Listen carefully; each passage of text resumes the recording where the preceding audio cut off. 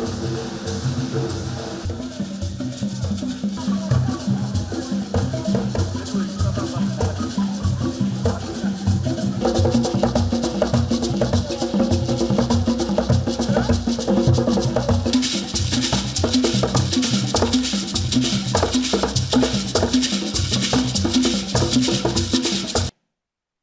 welcome you to Uganda, and I thank you for having selected Uganda for this meeting.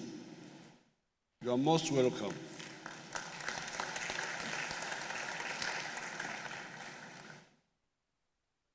This is a topic which is very good to discuss when we are all gathered here. And in the case of Uganda, because we are talking about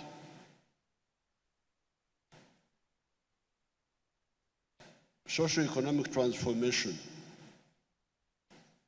and job creation, although sometimes the matter is not thoroughly dealt with, because sometimes they talk about sustainable development. And I'm a bit suspicious of that description. The agricultural products and the minerals, copper, were being exported as raw materials. In Francais, I hear matière première.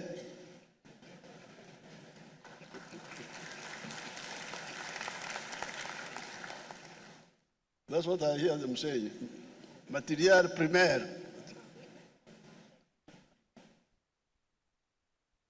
So these products were being exported as raw materials.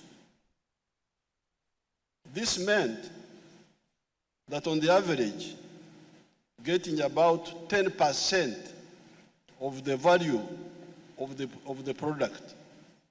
Because when you export a raw material, you get only about 10% of the value of that product. If you take coffee, when you export a kilogram of coffee, you will get about $2.5 of unprocessed coffee. Somebody who is cleverer than you takes the coffee, roasts it, grinds it, packs it, and he gets $40 when you got 2.5. You, the African, you got 2.5 for your coffee. Somebody who is cleverer than you got $40, and all the jobs, because remember, all those are jobs. You are talking of jobs, jobs. These are the jobs. The job of roasting the coffee is exported. The one who roasts the coffee is not your daughter. The job of grinding, the job of packaging, all these are exported. There used to be a Paris club called for donors. I don't know why they were not calling Africans. Because Africans have been the major donors for the others. They have been donating money, because in a kilo of coffee, you donate almost $30. You donate to the outsiders. And you also donate jobs. So you are the big donors here, you people.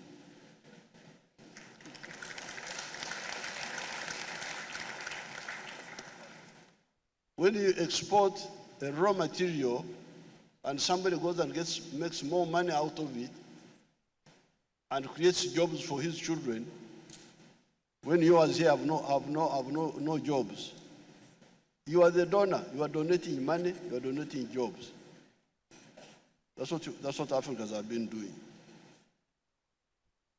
As of now, Agriculture is employing 3.6 million people. Industry is employing 1.4 million people. Services are employing 5 million people. And ICT is employing 46,000 people. We are just beginning, but you can see the jobs can be created. The hotels, tourism, transport is employing a lot of people. In order for the 4 sectors to be fully developed so as to create wealth and jobs, they need low-cost transport, the railway and the lake transport. Part of the mistakes in Africa have been to neglect the railways. And this is what I told the World Bank when we met in Nairobi. How can you talk of private sector-led growth if you don't talk about lowering the costs of doing business? Now, some of the factors that bring costs to go up is transport of cargo. If you have got expensive cargo transport, how would the companies succeed? So, rail transport, lake transport, electricity, an educated and healthy workforce, stopping the export of raw materials, low cost of money for borrowing to do business, a big market of Africa and beyond. Now, those are the obstacles that you should really concentrate on. The belief in the politics of identity. This is the big curse in Africa. People who believe in the politics of identity. Tribe, religion. For us, we say this is wrong. You should look at the politics of interests. It is all mentioned here. Because of that, you find many countries cannot build state institutions. They cannot build pillars of state. How would you build an army if you believe in tribalism? Will you have an army for every tribe? If you don't believe in Uganda, how would you have a Uganda army? Now, if you don't have an army, what happens? You can't maintain peace. That's why people have got to go to the United Nations to come and defend them. Can you imagine? UN troops in Africa, what are they doing? Defending you. Why can't you defend yourself? With the Europeans recently, we passed a law which was discouraging homosexuality here. Then Mr. Biden removed us from the AGOA list. He chased us. That was one. Number two, the World Bank stopped giving us loans. But our economy grew by 6%.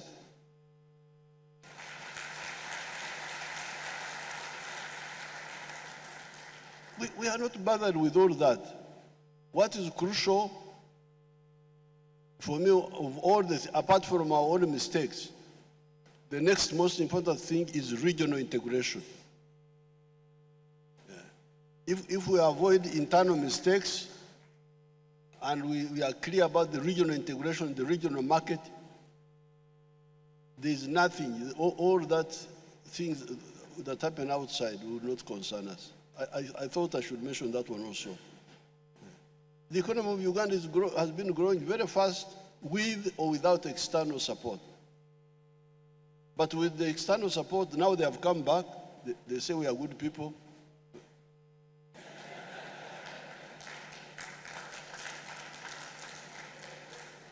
I want to congratulate President Museveni and his team for not only this conference, but for the ongoing work, SDGs, which is such an important path to development, not only for Uganda and for Africa, but for the whole world. And I congratulate him very much for that. And I think all of us at the United Nations also recognize that Africa is at the center now of the ideas, of the initiatives, and of the actions that are going to make sure that the rescue of the SDGs, in fact, is something that happens. Of course, we have to look beyond 2030. We have to know that things don't stop in 2030, but we need to know that the progress that we are making now, sometimes as difficult as it is, and I will talk about that in a moment, is something that we need to continue to work on together. First, let's have a reality check on the headwinds that we are facing. The climate crisis, which is ongoing and which will be ongoing for the rest of my lifetime and for the lifetime of every single person in this room. And let me say, as the president of ECOSOC, climate change is not a theory.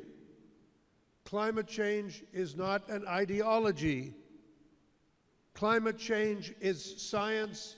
Climate change is fact.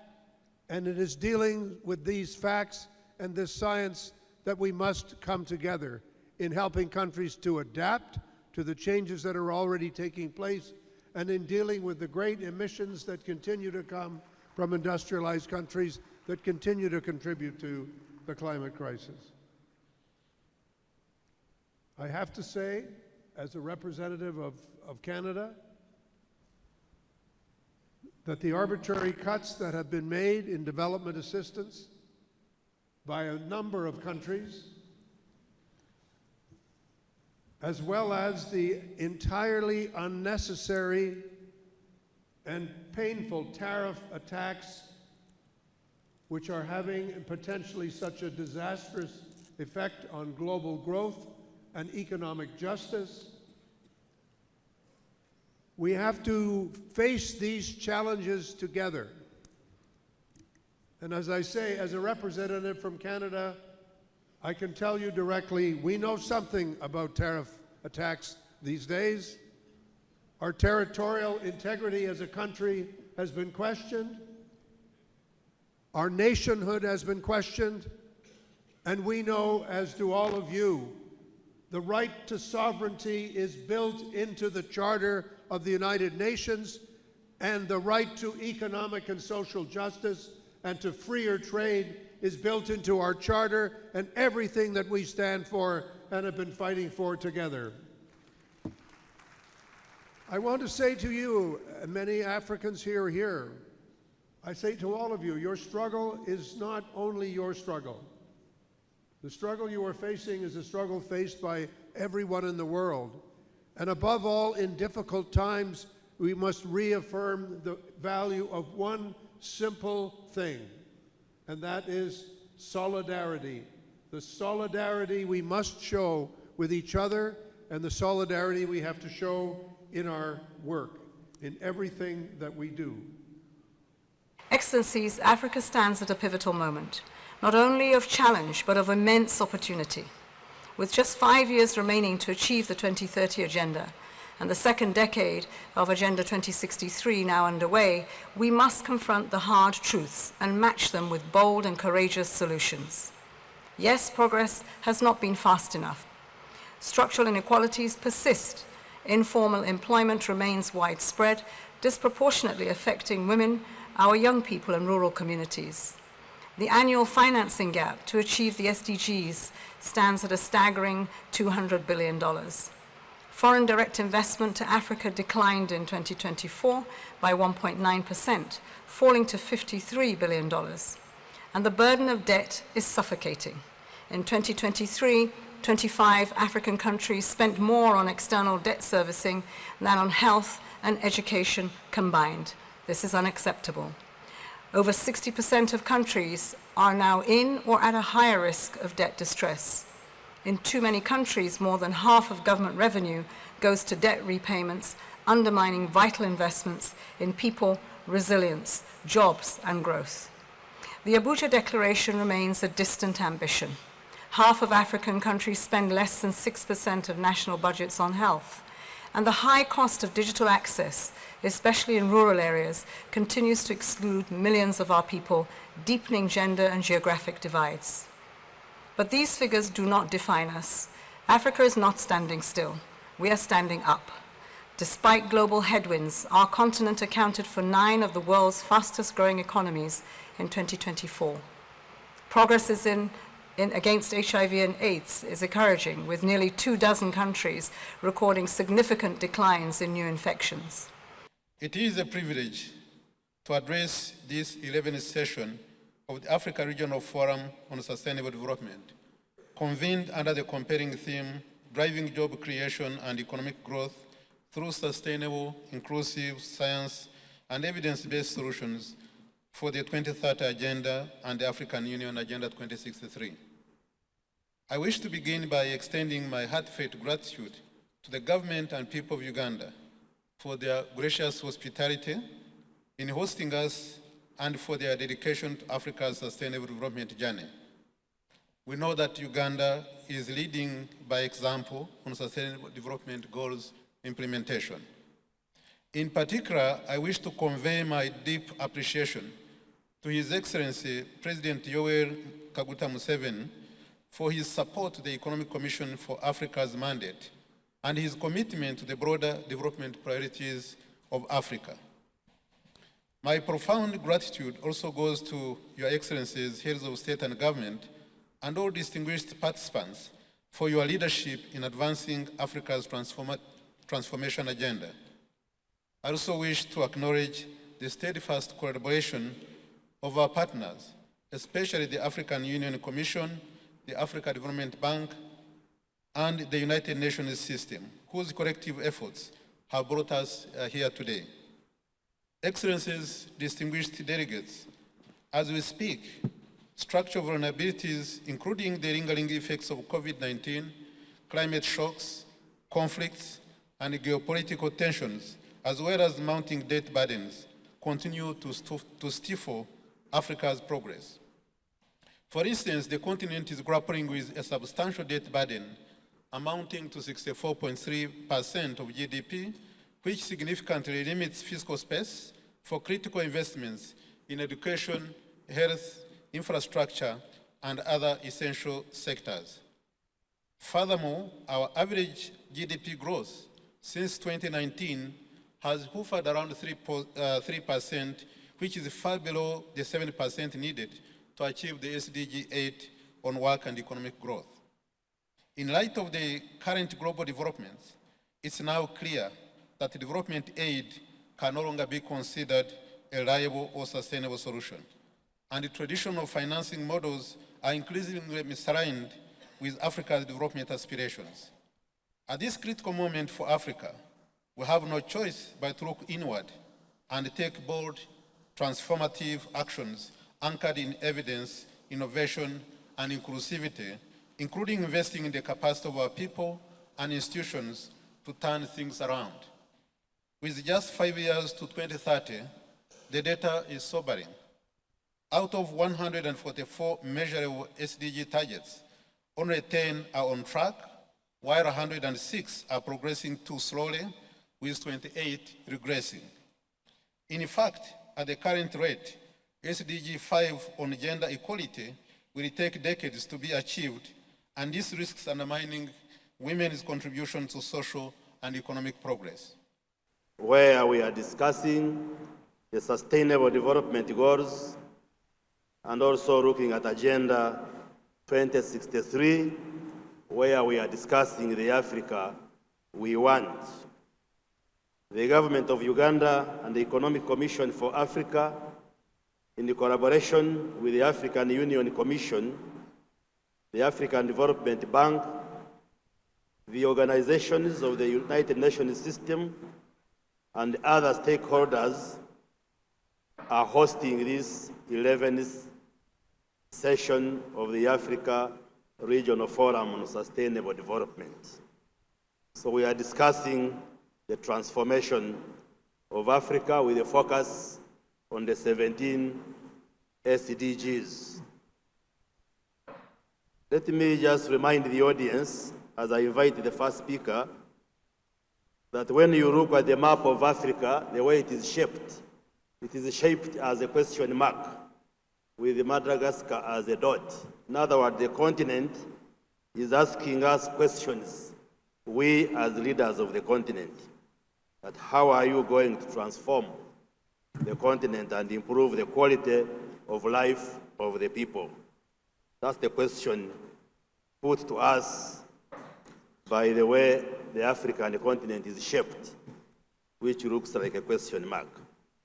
And with that, let me take the opportunity to invite the Honorable Minister of the Economy and Finance of the Republic of Mauritania, who is also the chair of the outgoing bureau, Your Excellency Sid Ahmad Oudbo, to come and give us your opening statement.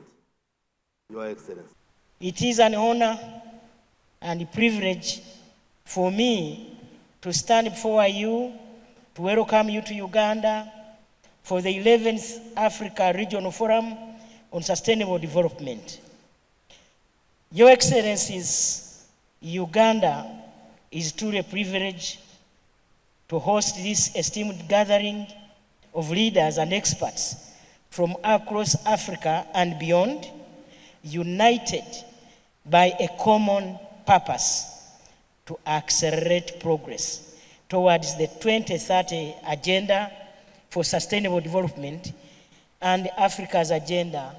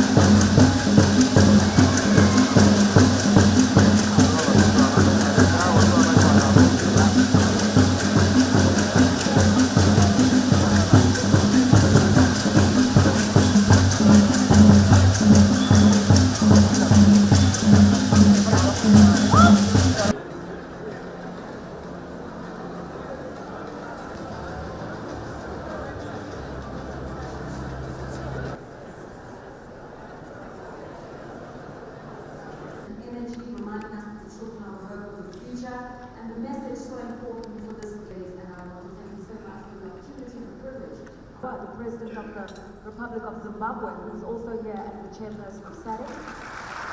Also recognize former heads of state who have presided over the theme for this year, you would be all fair with it by now, is driving job creation and AU's Agenda 2063 and the second phase of the